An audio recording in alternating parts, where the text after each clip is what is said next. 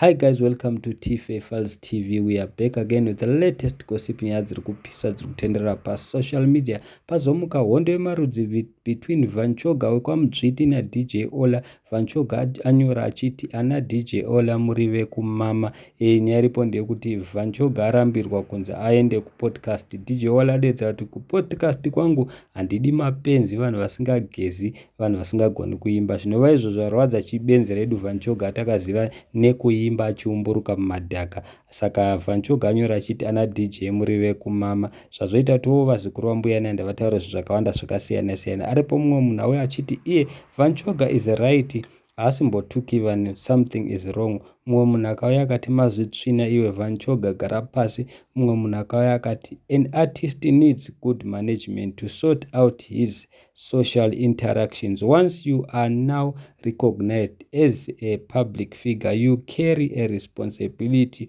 Your fans are your family. You owe them a good presentation in all you do.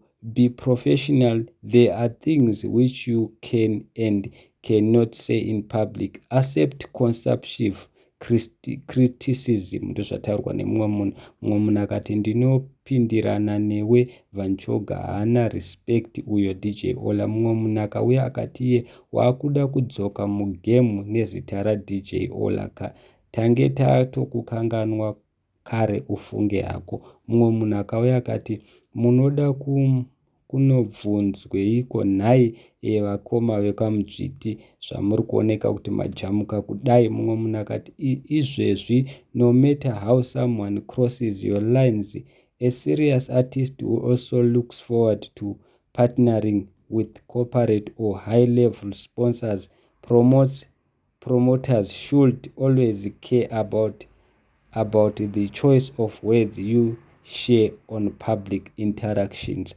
Saka nesuwo seTFA Files tingokudza kuti pane chitsotsi, kana kuri kuti havasi kurwa, pamwe maybe Vanchoga ada kubura chingoma chake, kana kuti angodedzwa zvake kwaDJ Ola. Obviously vane vachida kuti tionese tinonzi vari kurwa sezviri kungoitika mumastreets already, nyaya yachona iri kutenderera, iri kuseculata. So handizivi zvangu guys noti kudii, asi aripo mumwe munhu auya akati ndewe kumama but iwe ndiwe wakatomamwa wacho. Mumwe munhu akati 100,000 true boy, ipapa ndinewe, vari kureva Vanchoga. Mumwe munhu akati wakapera kare iwe. Mumwe munhu akati usade kuita mbiri nevanhu hanti wapera iwewe, dzikama pera mushe, vari kureva Vanchoga. Handizi guys kunoti kudii nazvo. Mumwe munhu akati munenge maudzwa chokwadi kuti kupodcast kwangu handidi mapenzi, haugone kuimba esira izvi kuvana vadiki, ndozvekutaurwa nevamwe. Mumwe munhu auya, vamwe vanhu vari kuti Vanchoga ataura chokwadi, vamwe vanhu vari kuti DJ Ola ataura chokwadi. Saka tatichikumbirawo kuti mukomende down below mutiudzewo kuti imi muri kuti kudii nazvo. Mumwe munhu auya akati ukaona benzi rapenga pane zvaitika, pane zvaraitwa, vari kureva Vanchoga. Mumwe munhu akauya akati dzarambirwa kuenda kupodcast chete, ndosekera dzichiita dzichiramba dzichitsika-tsika. So guys, handizivi kuti munoti kudii nazvo, asi ndo nyaya iripo iri kutotenderera mumastreets. Vanchoga benzi redu rekuumburuka madhaka haana kufara, adedzera kuti iwe DJ Ola uri wekumama.